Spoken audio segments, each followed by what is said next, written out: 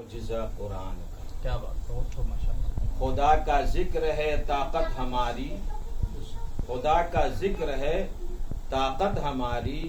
مسلح ہے ہمارا تخت شاہی. ہماری فوج ہے اخلاق حسنہ، ہمارا حسن ہے ترک منائی. اور نئی راہ نئے رہرو نئے رہبر نئی منزل، نئی لیلا نیا مجنو نئی ناقہ نیا محمل، نیا دریا نئی موجے نئی کشتی نیا ساحل، نیا ساقی نئے میکش نیا ساغر نئی محفل. مگر ان میں کوئی شے پیار کے قابل نہیں ملتی، پرانی راہ کیا چھوٹی کیا منزل نہیں. معزز حاضرین و ناظرین، بزرگوں، دوستوں، نوجوان ساتھیوں، آپ سب قابل مبارکباد ہیں کہ اللہ تبارک و تعالیٰ نے اپنے خاص رحم و کرم اور عنایت سے دنیا کی دیگر مصروفیات سے ہٹا کر کے آپ کو قرآن کی محبت اور قرآن کی عظمت کے لیے ایک حافظ قرآن کے پیچھے کھڑا کر دیا. اور یہ قرآن کریم اللہ تبارک و تعالیٰ کی وہ لا ریب اور لا زوال لاجواب کتاب ہے کہ جس کی نظیر اور جس کی مثال نہ تو آج تک کسی نے پیش کر سکا اور نہ صبح قیامت تک اس کی کوئی نظیر کوئی پیش کر سکتا ہے. اور اس کے ایک ایک حرف کے اندر جو صداقت ہے، جو سچائی ہے، جو ایمانداری ہے، جو خوبیاں ہیں، جو سلاست ہے، جو نکات ہے اور جو گہرائی اور گہرائی ہے، دنیا کے کسی بھی فلاسفر، دنیا کے کسی بھی ادیب، عربی داں، شاعر، محقق، مدقق، مفسر، کسی کے اندر، کسی کے کلام کے اندر وہ خوبی پیدا ہو ہی نہیں سکتی ہے. اس لیے کہا گیا کہ طب و تاریخ، فقہ و فلسفہ، ریاضی، biology, science, medical science, political science اور نہ جانے اس کے علاوہ بہت ساری ہزاروں موضوعات پہ، سبجیکٹ پہ لاکھوں کروڑوں کتابیں لکھی گئی، لیکن ساری کتابیں قرآن کریم کی عظمت کے سامنے ہیچ ہے.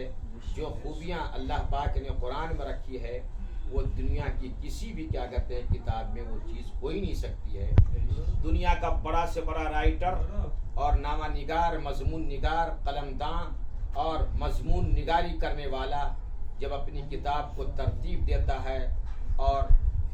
لکھتا ہے تو کتاب کے شروع کے اندر ایک دیباچہ کے طور پر یہ لکھتا ہے کہ میں نے اس کتاب کی ترتیب میں اور لکھنے میں میں نے پوری اپنی صلاحیت کو صرف کر دیا ہے، لیکن اس کے باوجود بھی اگر کوئی کمی ہو اور ناظرین اور قارئین جب اسے پڑھیں اور دیکھیں کہ اس کے اندر کوئی کمی ہے تو ہمیں مطلع کریں تاکہ اگلے ایڈیشن کے اندر اس کمی کو اور خامی کو ہم دور کر دیں. یہ تو دنیا کے تمام رائٹروں کا یہ دستور ہے، لیکن اللہ تبارک و تعالیٰ ایسا رائٹر ہے، اللہ تبارک و تعالیٰ ایسا متکلم ہے اور ایسا خالق اور مالک ہے کہ جس نے اپنی کتاب کے اندر معذرت کا اظہار نہیں کیا، بلکہ اللہ تبارک و تعالیٰ نے اپنی عظمت کا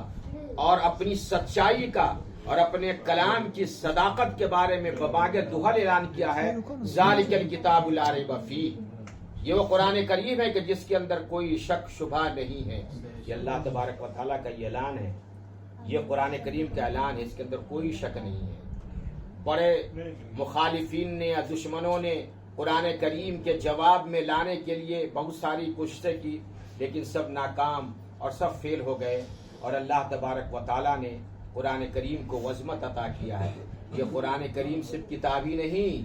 یہ قرآن کریم یہ اللہ کا کلام ہے. اور یاد رکھے جب قیامت آئے گی تو ساری دنیا ما سوی اللہ، اللہ کے علاوہ جو سب کچھ وہ مخلوق ہے وہ ساری مخلوق فنا ہو جائے گی، لیکن صرف کل من علیہا فان ویبقى وجہ ربک ذو الجلال والاکرام، اللہ تبارک و تعالیٰ کی ذات باقی رہے گی جو ہمیشہ سے ہے اور ہمیشہ اللہ کی ذات رہے گی، اور یہ اللہ کا کلام بھی باقی رہے گا. کیوں؟ اس لیے کہ یہ قرآن جو ہے اللہ کی زبان سے، جو اس کے شایان شان زبان ہے اس سے نکلی ہوئی گفتگو ہے، گفتگو رب العالمین ہے. جب قیامت آئے گی تو پروردگار عالم یہ سارے قرآن کریم کے کاغذوں کو سادہ کر دے گا اور سارے حروف جو ہے وہ اللہ کے یہاں پہنچ جائیں گے، اٹھ جائیں گے